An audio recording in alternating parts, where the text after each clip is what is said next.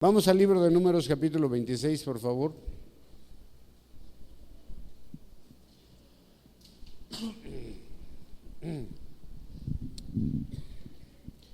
Y en el capítulo anterior estudiamos cómo se desvió Israel tras un dios falso, Baal Peor, a causa de las mujeres moabitas y madianitas y las consecuencias de la infidelidad del pueblo de Dios. ¿Sí se acuerdan de todo eso que hablamos, verdad? ¿O no? Que hubo una mortandad tremenda. ¿Cuántos se murieron? 24,000 murieron a causa de haber caído en la adoración de Baal Peor, ¿verdad? Y todo incitados por las mujeres madianitas y moabitas. Vamos a leer los primeros 4 versículos del capítulo 26 y vamos a iniciar. Dice: aconteció después de la mortandad que Jehová habló a Moisés y a Eleazar, hijo del sacerdote Aarón, diciendo: tomad el censo de toda la congregación de los hijos de Israel, de 20 años arriba, por la casa de sus padres, todos los que puedan salir a la guerra en Israel.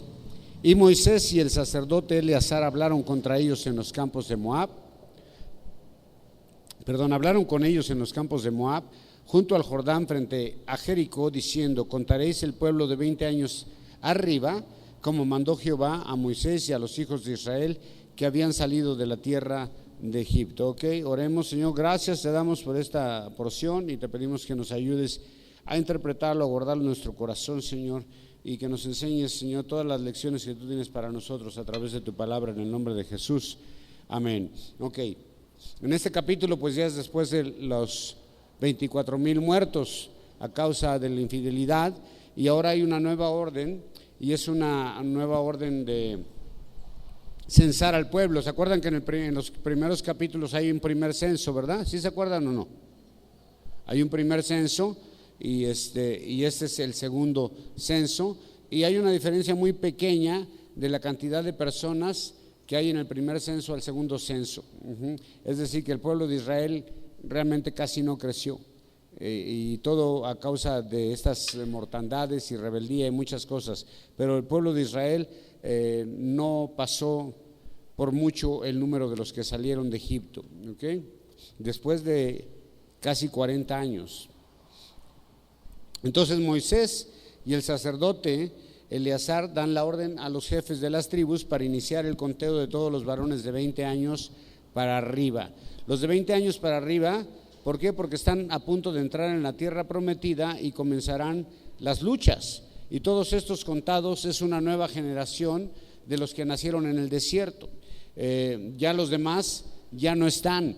Todos los demás, toda una generación murió en el desierto. ¿A causa de qué? De rebeldía, de incredulidad y algunos por otras causas. Pero esta es una nueva generación, la que va a entrar a la tierra de Canaán, a la tierra prometida, es una nueva generación, y están contando a los varones de 20 años para arriba, que son los que pueden ir ¿a dónde? A la guerra, los que pueden empezar a pelear, y todos deberían de estar dispuestos a hacerlo. De 20 años para arriba tenían que enrolarse en esta tarea, De 19 para abajo pues la librabas, pero a los 20 años ya tenías que entrar en la batalla. El verso 10, si lo ves ahí, ya ahí comienza el censo y empiezan a hacer todo, pero el verso 10 nos recuerda la rebelión de Coré. Y así continúa el conteo de todas las tribus, y hay muchos nombres interesantes durante el recorrido que podríamos pararnos en cada uno de los nombres y hablar de la historia de esas personas, pero no lo vamos a hacer. Nada más les voy a decir que el conteo continúa hasta el verso 51, en donde nos da la suma total de los varones de más de 20 años, y fueron 601,630 varones de más de 20 años, es decir, más de 500,000 de hombres de más de 20 años listos para ir a la conquista de la tierra prometida. Estos eran los que iban a tener que luchar por las tierras. Y del verso 52 al 56, si me acompañas a leerlo. Entonces ya se efectuó el censo de todos los de 20 años para arriba, y ya nos dieron la cuenta que dijimos que eran ¿qué? 601,730, un buen, ¿verdad? Entonces dice el 52 en adelante, y habló Jehová a Moisés diciendo, a esto se repartirá la tierra en heredad por la cuenta de los nombres, a los más darás mayor heredad y a los menos menor, y cada uno se le heredará su heredad conforme a sus contados, pero la tierra será repartida por suerte y por los nombres de las tribus que sus padres heredarán. Conforme a la suerte será repartida su heredad y entre el grande y el pequeño. Ok, ahora, esto es sumamente, es fe, porque todavía ni siquiera han entrado a la tierra prometida, están por entrar, ni siquiera han cruzado, pero ya viene una orden de cómo se va a repartir la tierra. Ni siquiera han entrado, pero Dios ya se está anticipando a que todo ya está hecho, porque Dios ya había prometido que iba a entregar esa tierra a sus hijos. Entonces ellos debían de creerlo y debían de saber que esa tierra ya les pertenecía, aún que todavía no habían cruzado, y Dios está anticipando como si ya fuera un hecho, y ya está hasta repartida la tierra. Y una vez hecha la conquista, entonces, que en el libro de Josué vemos cómo se repartieron todas esas tierras también, debían repartir la tierra conforme al número de personas, serían las porciones, es decir, las tribus más grandes ocuparían las porciones más grandes, y además la ubicación de cada lugar debía ser designada por medio de suertes, es decir, como por medio de un volado, ¿no? O sea, las tribus más grandes tomarían las partes más grandes y las ubicaciones se decidirían por medio de suertes.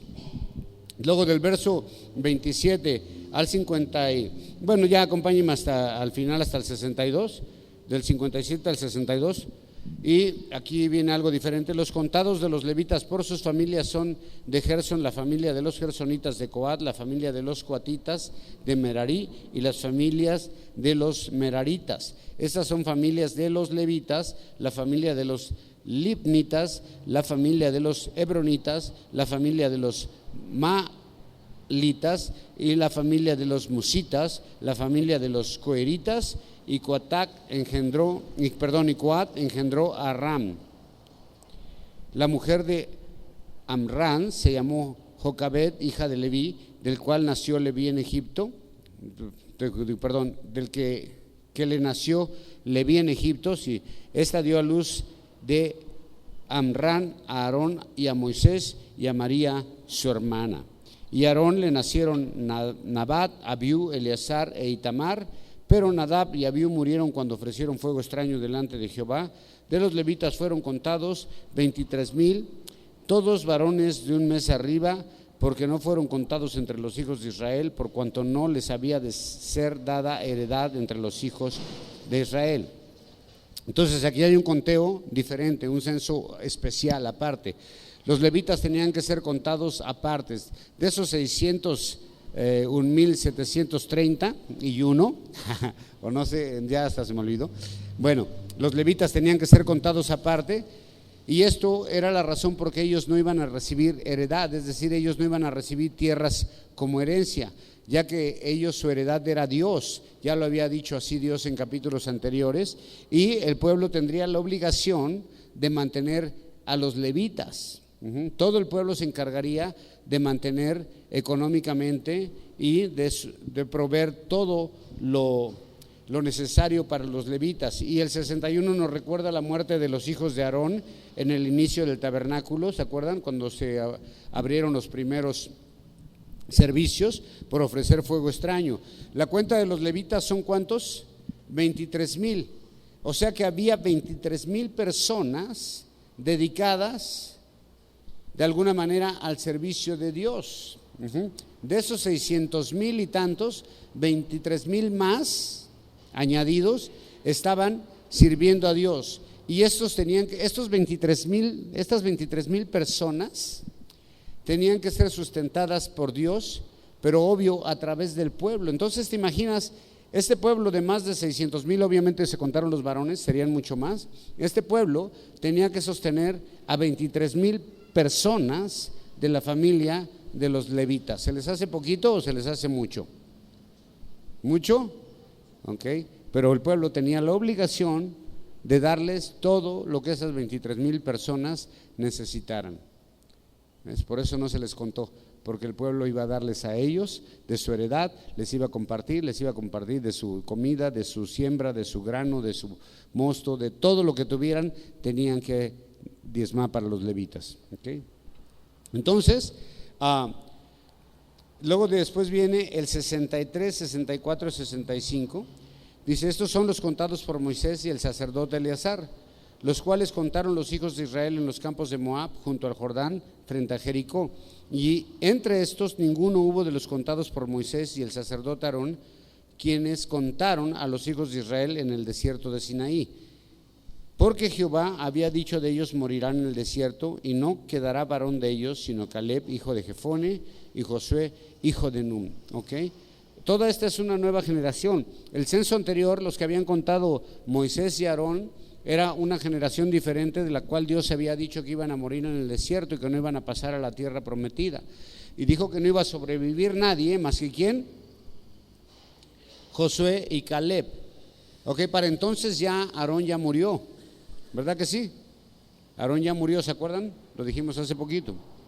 Lo subió al monte por la desobediencia, lo desnudaron, entregó la placa y murió. Y ahora queda aquí, de los únicos sobrevivientes de esa generación hay 3. Es Josué, Caleb, y todavía está aquí Moisés. Esta nueva generación, Caleb y Josué, serían los próximos líderes de Israel, quienes estarían a cargo de la conquista. Okay, pero mira, después de esto, el capítulo 27, acompáñame por favor al capítulo 27 del verso 1 al 11. Aquí es donde vamos a empezar ya a hacer un poquito más de énfasis. Y dice que vinieron las hijas de un hombre llamado Zelofehad. Estas vienen con un reclamo. El nombre de ellas ahí está, ¿no?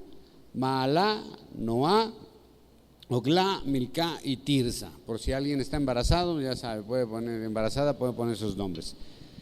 Entonces nos relata el caso de esta familia que no fue considerada en la repartición, en la heredad, y es que este hombre, Zelofehad, no tuvo hijos varones, solo mujeres. Entonces ellas llevan su caso ante Moisés, dan el testimonio de vida de su padre y piden heredad junto con sus tíos. Entonces Moisés lleva el caso ante Dios y Dios da un veredicto, pero lo interesante es que Dios acepta el testimonio de esas mujeres y dice: ¿sabes qué? Sí, ellas tienen razón, no se les está tomando en cuenta solamente por ser mujeres, pero el carácter, aquí vemos el carácter de Dios, ¿no?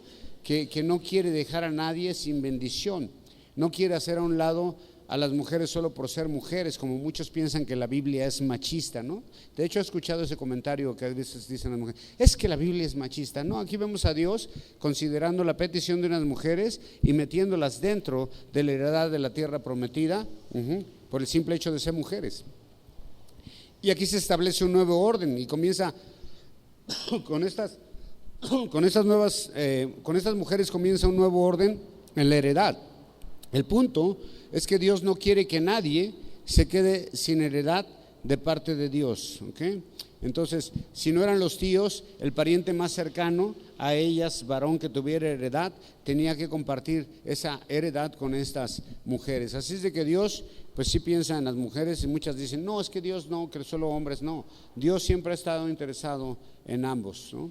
Para Dios es lo mismo. ¿Okay? Entonces ahora del 12 en adelante, dice: Jehová dijo a Moisés: sube este monte a Abirán y verás la tierra que he dado a los hijos de Israel. Y después que hayas visto, tú también serás reunido a tu pueblo como fue reunido tu hermano Aarón. Pues fuiste rebeldes a mi mandato en el desierto de Sim, en la rencilla de la congregación, no santificándome en las aguas a ojos de ellos. Estas son las aguas de la rencilla de Cades en el desierto de Sin. Entonces respondió Moisés a Jehová diciendo: ponga Jehová, Dios de los espíritus de toda carne, un varón sobre la congregación, que salga delante de ellos y que entre delante de ellos y que los saque y los introduzca, para que la congregación de Jehová no sea como ovejas sin pastor. Jehová dijo a Moisés: toma a Josué, hijo de Nun, varón en el cual hay espíritu, y pondrás tu mano sobre él. Y le pondrás delante del sacerdote Eleazar y delante de toda la congregación, y le darás el cargo en presencia de ellos. Y pondrás de tu dignidad sobre él, para que toda la congregación de los hijos de Israel obedezca. Y él se pondrá delante del sacerdote Eleazar y le consultará por el juicio del Urim delante de Jehová. Por el dicho de él saldrán y por el dicho de él entrarán, y todos los hijos de Israel con él y toda la congregación.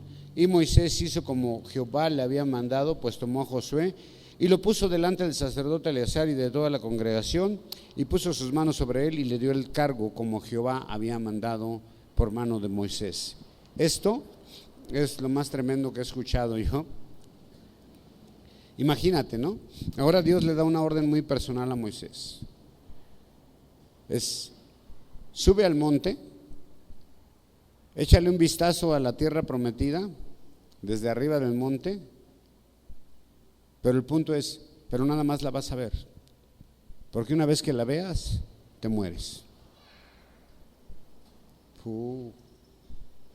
Aarón, le dijeron, va, sube Aarón al monte, desnúdalo, y se muere. Aarón y Moisés supieron exactamente el día en que iban a morir, anunciado por Dios. ¿Ves? Muchos de nosotros no sabemos, la mayoría no sabemos cuándo nos va a llamar Dios, pero qué tremendo cuando Dios te dice, ¿sabes qué? Te subes al monte y una vez que veas ahí, te mueres. Ya vas a ser reunido con tu pueblo. No vas a entrar. Y le recuerda la causa por la que no entró, que fue la misma por la que no entró Aarón. Y es por la desobediencia, por golpear la peña en lugar de hablarle. Porque rompió un simbolismo muy fuerte, ¿ves? O sea, la peña de donde salían las aguas simbolizaba a Jesucristo. Y golpearlo la primera vez era porque Jesús iba a ser golpeado una sola vez, pero ya una sola vez y no más. La segunda vez, para que el agua de vida brotara, solamente había que hablar con él, ¿no? Dice, antes golpearon a Jesús, ahora solamente le hablamos. Ese era el simbolismo, y Moisés lo rompió cuando desobedeció a Dios, y en vez de hablarle a la peña, rompió el simbolismo y estaba haciendo una mala representación de Dios. ¿Se acuerdan que dije eso? Porque hizo creer al pueblo que Dios estaba enojado con ellos. ¿Se acuerdan que le dijo, rebeldes? Y que quién sabe qué. Dios no tenía ningún problema en darles agua, pero hizo una mala representación de Dios y una desobediencia que rompió un simbolismo que debía haber quedado para todas las generaciones. Pero sin embargo queda un ejemplo de lo que puede hacer la desobediencia de hacer una mala representación de Dios. ¿Qué digo esto? Todos nosotros somos representantes de Dios. La gente por lo menos espera que cuando te ven que asistes a una iglesia, que estudias la Biblia, cuando hablas de la Biblia, de alguna manera piensan que tú tienes conocimiento y que de alguna manera tú estás representando el carácter de Dios, ¿sí?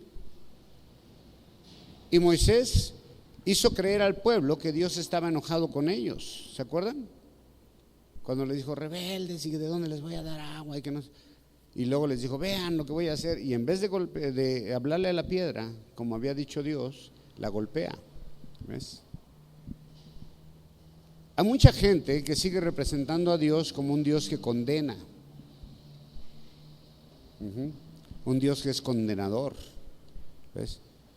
Todos somos pecadores, pero estamos en la base del perdón por la misericordia de Dios. Una mala representación de Dios es condenar a quien ha sido perdonado. Hay iglesias en donde se trata de pura condenación, de puro condenar a la gente. Esa es una mala representación de Dios. Dios no está enojado. ¿Ves?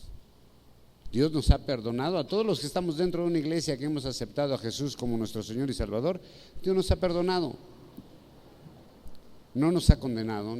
Dice la Biblia, porque no vino Dios a condenar al mundo, ¿verdad? Sino a salvarlo.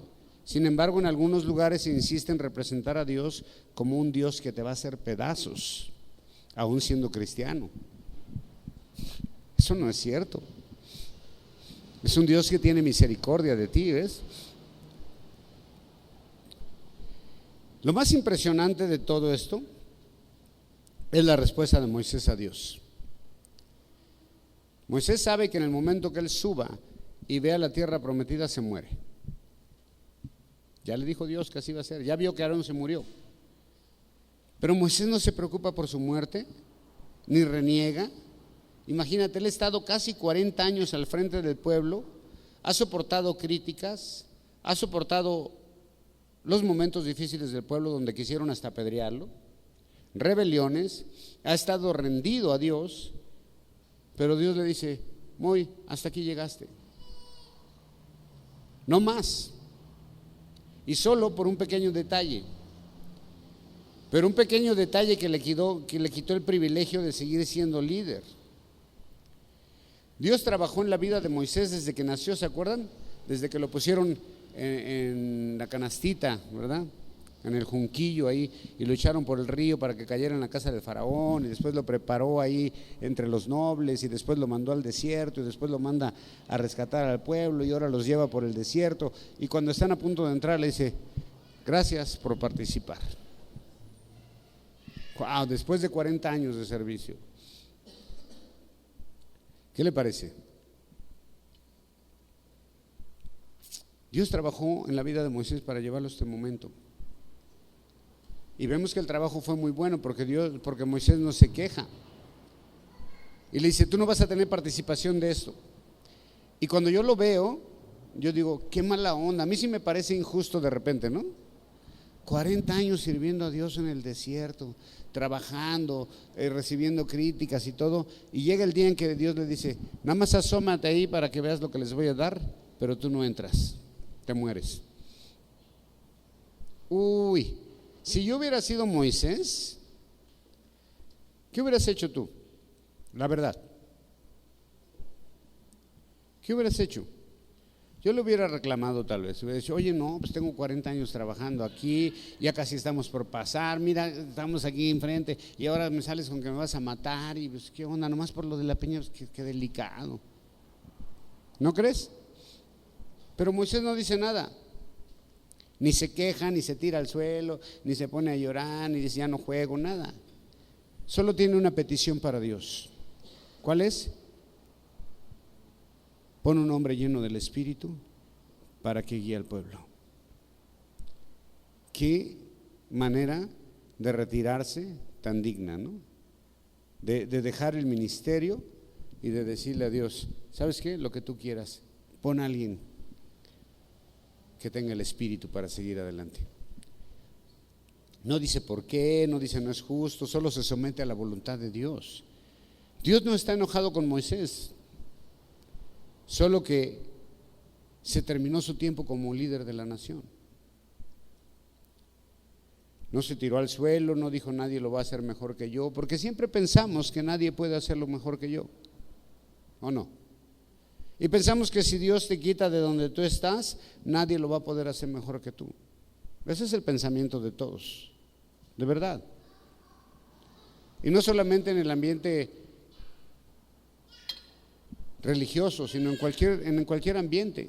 Cuando estamos a cargo de algo, pensamos que somos los mejores y que nadie puede sucedernos de una mejor manera, que nadie lo va a poder hacer como nosotros. Somos soberbios. Cualquiera lo puede hacer mejor que cualquiera, ¿o no?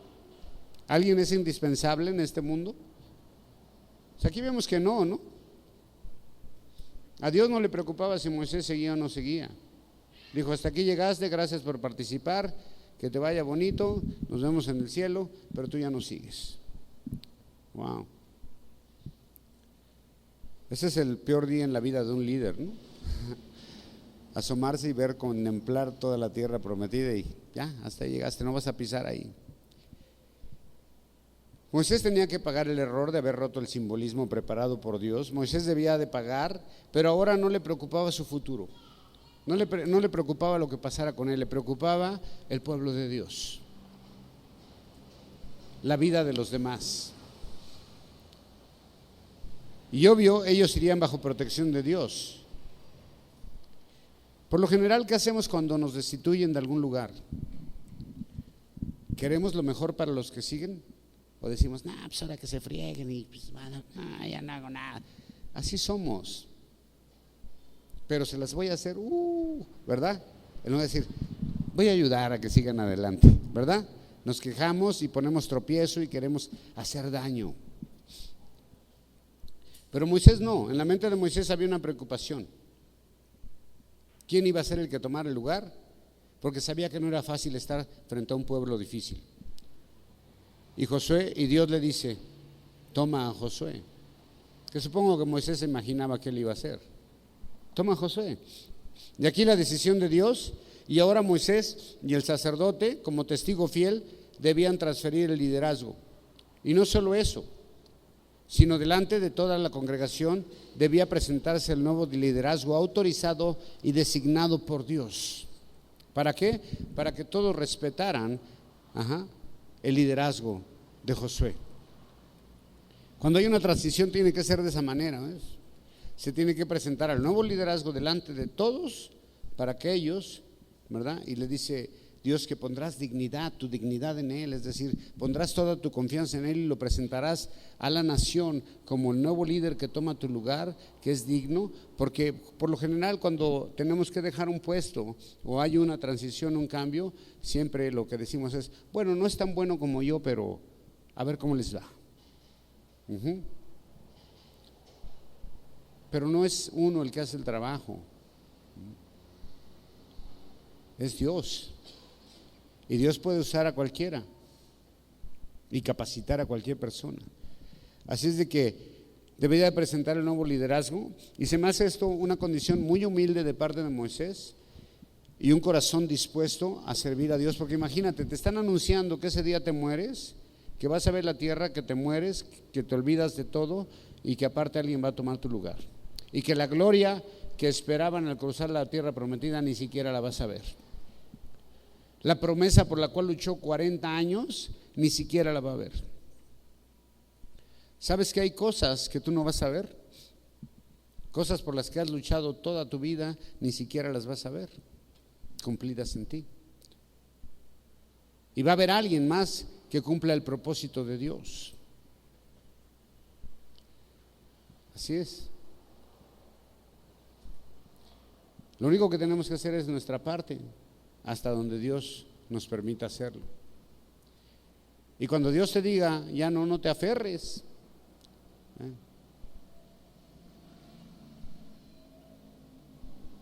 No quiero estar aquí yo de 80 años aquí.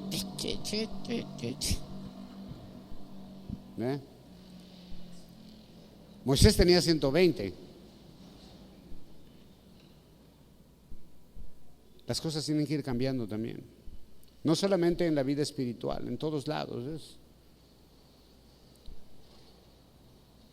Mientras vivas, si Dios te lo permita, tienes que tener una vida útil para Dios. Y cuando Dios diga, hasta aquí llegaste, lo único que tienes que decir es, gracias Dios. Algunos se aferran a las cosas y a los ministerios y a unas cosas así que no los quieren soltar.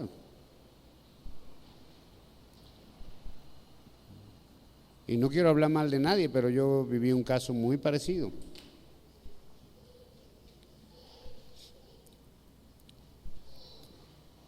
Acompáñame a Deuteronomio 32,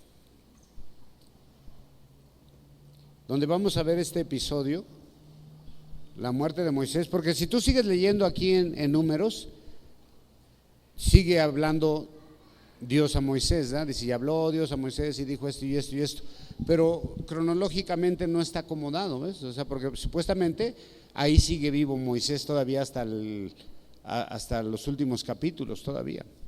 Pero en Deuteronomio 32 y 34 nos narra el episodio de una manera drástica.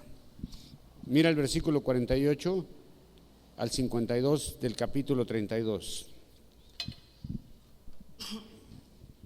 Deuteronomio 32, 48. Y habló Jehová a Moisés aquel mismo día diciendo, sube a ese monte de Abarim, al monte Nebo, ciudad en la tierra de Moab, que está enfrente de Jericó, situado en la tierra de Moab, que está frente de Jericó, y mira la tierra de Canaán, que yo doy por heredad a los hijos de Israel. Y muere en el monte al cual subes, y sé unido a tu pueblo, así como murió Aarón tu hermano en el monte Hor, y fue unido a su pueblo. Por cuanto pecaste contra mí en medio de los hijos de Israel en las aguas de Meribá de Cades, en el desierto de Sin, porque no me santificaste en medio de los hijos de Israel. Verás, por tanto, delante de ti la tierra, mas no entrarás allá, a la tierra que yo doy a los hijos de Israel. Subió Moisés, va al 34:1, vaya por favor.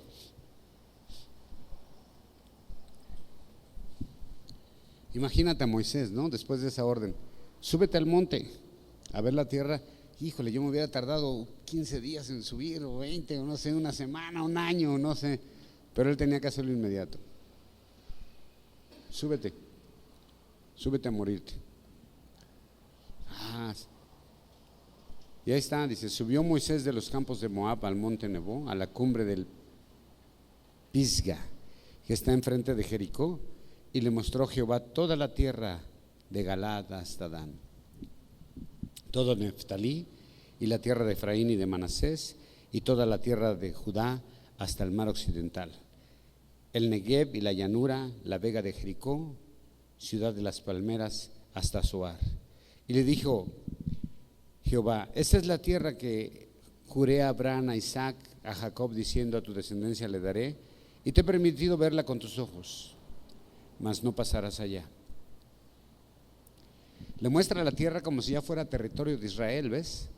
Le muestra la tierra como los territorios de Gad, de Manasés, de Neftalí, de Efraín. Ahí está, mira, eso va a ser para Gad, eso va a ser para Manasés. Toda esa parte que ves allá, mira, todo eso, desde aquí hasta allá, es de Efraín. Y Moy le dijo, ¿y la Cheyenne, pa? Nah. Y eso que ves acá es para estos, y esto que ves acá es para acá. ¿Te imaginas? Y luego le dice, ¿cómo ves? No, pues está muy bonito, sí, muy bonito. Pues tú no entras, aquí te mueres. ¡Wow! Y luego menciona que esa es la promesa desde Génesis a Abraham, a Isaac y a Jacob, que también murieron sin ver la promesa, sin ver la tierra, ¿ves? Y ahora Moisés está a un paso así. Y dice, no entras, Moisés, nomás vela, ¿okay? Pero no entras. ¡Wow! ¡Qué terrible!, ¿no? Y dice el 5, 6, 7, 8 y 9 y 10 hasta adelante, hasta el 12. Y murió allí Moisés, siervo de Jehová, en la tierra de Moab, conforme al dicho de Jehová, y lo enterró en el valle, en la tierra de Moab, enfrente de Bet Peor, y ninguno conoce el lugar de su sepultura hasta hoy. Era Moisés de edad de 120 años cuando murió, y sus ojos nunca se oscurecieron, ni perdió su vigor. O sea, no murió de viejito ni nada. Y lloraron los hijos de Israel a Moisés en los campos de Moab 30 días. Y así cumplieron los días de lloro y de luto de Moisés. Y Josué, hijo de Nun, fue lleno del espíritu de sabiduría, porque Moisés había puesto sus manos sobre él, y los hijos de Israel obedecieron e hicieron como Jehová mandó a Moisés.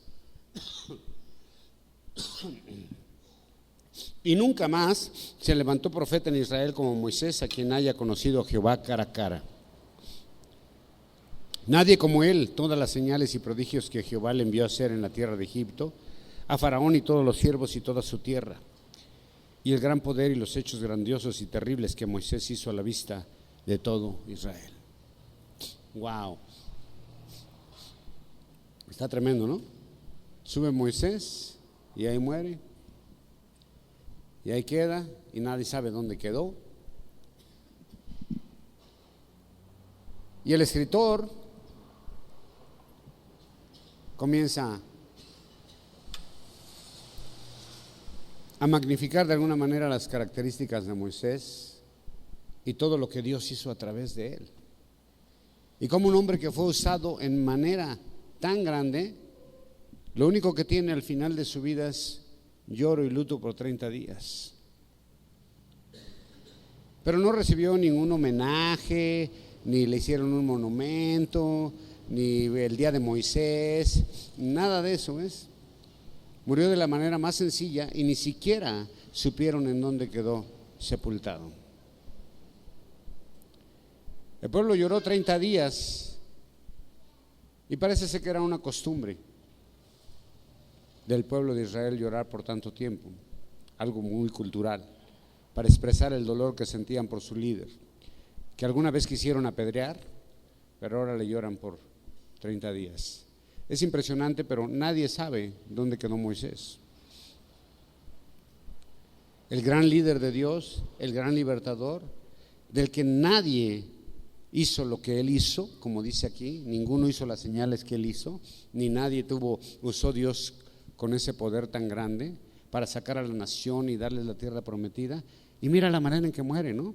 Tan sencilla, no es una muerte heroica, ni con homenajes, ni con honores, ni nada. Así termina la vida, hermano. Servimos a Dios mientras podemos, dejamos que Dios se glorifique en nuestras vidas y glorificamos a Dios con nuestras vidas, y cuando Dios diga, ya, siervo inútil soy, solamente hice lo que tenía que hacer. Y no espero aplausos, ni espero condecoraciones, ni estrellas, ni nada. Moisés iba a pasar a la presencia de Dios. Todo tiene un principio y un fin, hermano. ¿Sí o no? Y parece que nada es para siempre en este mundo. Así de que no se aferre tanto a este mundo, ni a las cosas de este mundo, ni a la gloria que podemos encontrar en este mundo, ¿no? Los aplausos y las condecoraciones. Todo se acaba, algún día todo se va a acabar. Y como dice un pastor amigo mío, en 100 años nadie se va a acordar. ¿No sí? ¿Crees que en 100 años alguien se va a acordar de Mario Ceballos? Nadie. ¿En 100 años alguien se va a acordar acá de Juan Carlos? Nadie. ¿De Julito? Nadie. No. Servimos a Dios mientras vivimos. Y el día que Él diga hasta aquí, y no esperamos más que la recompensa de estar en la presencia de Dios. Lo que sí será para siempre, en este mundo nada es eterno, nada. Ni tus zapatos de doble goma, ni nada de eso. Nada es eterno. Lo único que podemos tener para siempre es la vida eterna en Cristo Jesús, en la presencia de Dios, para todos aquellos que están bajo el pacto de la gracia en Cristo Jesús. Esa es la seguridad de la eternidad. En este mundo todo es pasajero, así se hace el personaje más glorioso y el hombre más usado por Dios. La vida termina, y termina sin honores, termina cumpliendo la voluntad de Dios, así de simple. Y detrás de ti vendrá otro que lo hará mejor. No somos indispensables, nadie, absolutamente nadie. ¿Okay? Dios puede levantar de la nada a otro libertador, a otro que haga las cosas igual o mejor que tú, o tal vez peor, pero será cuestión de lo que Dios decida, ¿sí? Es de que, hermano, sirvamos a Dios mientras tenemos poder de vivir, mientras tenemos fuerza. Y a quién no le gustaría llegar a 120 años como Moisés, ¿no?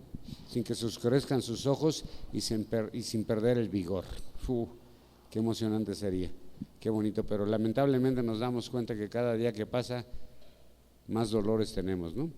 Y como dijo un amigo, si después de los 50 te levantas de la cama y no te duele nada, es porque estás muerto. Así de que, hermano, disfruta tu vida, pero disfrútala intensamente y no te aferres a estas cosas materiales, ¿ves? Aférrate a las cosas de Dios, busca las cosas de Dios, que algún día vas a estar en su presencia, ¿ves? Y que lo que podamos dejar en este mundo sea el legado de Dios, la semilla de Dios, y darle la gloria de Dios. Hay muchos que están buscando gloria para sí mismos, ¿no? Pero la gloria es de Dios. Esa es la única gloria que es valorada. La gloria de los hombres no significa nada para Dios. Dale un aplauso bien fuerte al Señor. Dios te bendiga.